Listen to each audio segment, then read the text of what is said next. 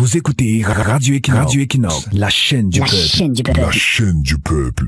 Bonjour. Au Cameroun, lorsque vous parvenez à obtenir finalement votre carte nationale d'identité, la seule chose qui vous vient en tête, c'est d'organiser une messe d'action de grâce. Dire merci à Allah pour sa miséricorde. Remercier le Dieu Tout-Puissant pour ses merveilles. Voilà un pays qui a rendu tout difficile. Même les choses les plus évidentes ailleurs, même les choses les plus cruciales pour les citoyens sont soumises à une terrible césarienne. Au Cameroun, dès qu'on vous remet le récépissé, oubliez le reste. Allez seulement engager les neuvaines. Pour si peu, les gens souffrent. En lieu et place de l'établissement de la carte nationale d'identité, on a plutôt l'établissement des récépissés. Fatigué de proroger chaque fois, la police a finalement opté pour la formule de la prorogation jusqu'à nouvel ordre. Le récépissé qui est en principe provisoire est définitif chez nous. Les récépissés dont la qualité du papier concurrence le papier des journaux de l'époque de Hitler. Moindre petite pluie dessus, ça devient du pain mis. Toutes les écritures disparaissent, ce n'est que votre petit front noir sur blanc qui se voit. Les cartes nationales d'identité expirent avant leur sortie, c'est-à-dire 10 ans après la date de leur établissement. Certains finissent par perdre espoir et enlèvent leur cœur sur ça, de sorte qu'ils ne cherchent même plus à aller regarder si leurs cartes sont sorties ou pas. Fatigués de marcher, ils préfèrent quitter derrière les problèmes, éviter l'AVC.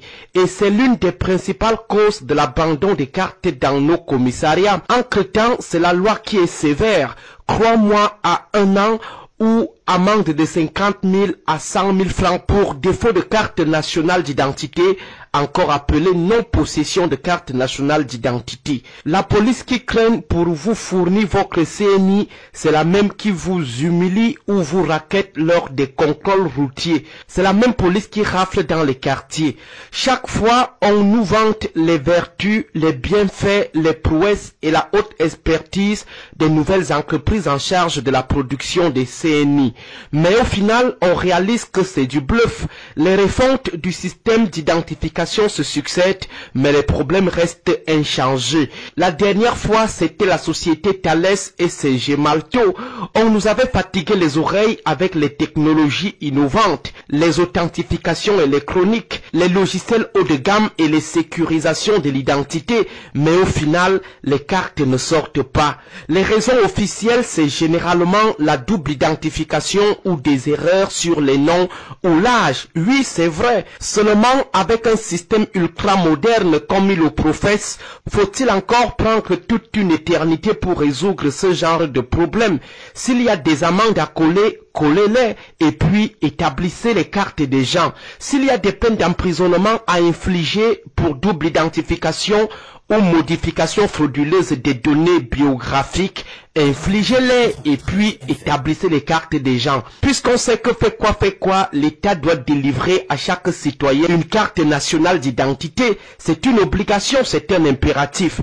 Et c'est comme ça que les Camerounais sont pénalisés. D'abord pour avoir la grosse somme demandée pour l'établissement de la carte nationale d'identité, 10 000 francs en montant, dossier inclus. Ce n'est pas évident pour les Camerounais moyens. Les paysans de Pivou dans le maillot ça va, ou les paysans de Blangois dans le Logon et Chari.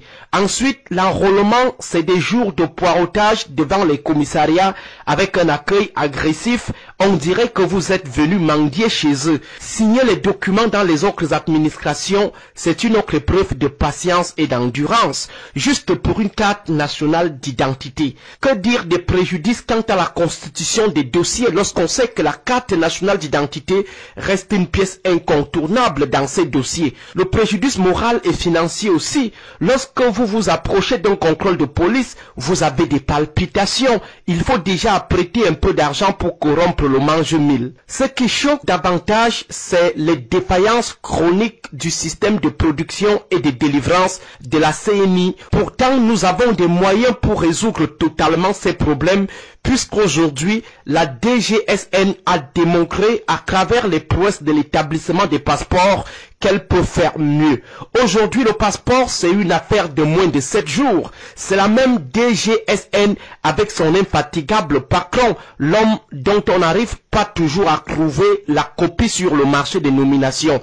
Cette défaillance relève donc d'une mauvaise volonté parce que derrière cette souffrance des Camerounais, c'est toute une économie souterraine de cartes nationales d'identité qui se fructifie, de l'économie des monnayages du passage des contrôles de police à celle du monnayage de la délivrance des CNI. De toutes les façons, nous avons les plus beaux stades d'Afrique.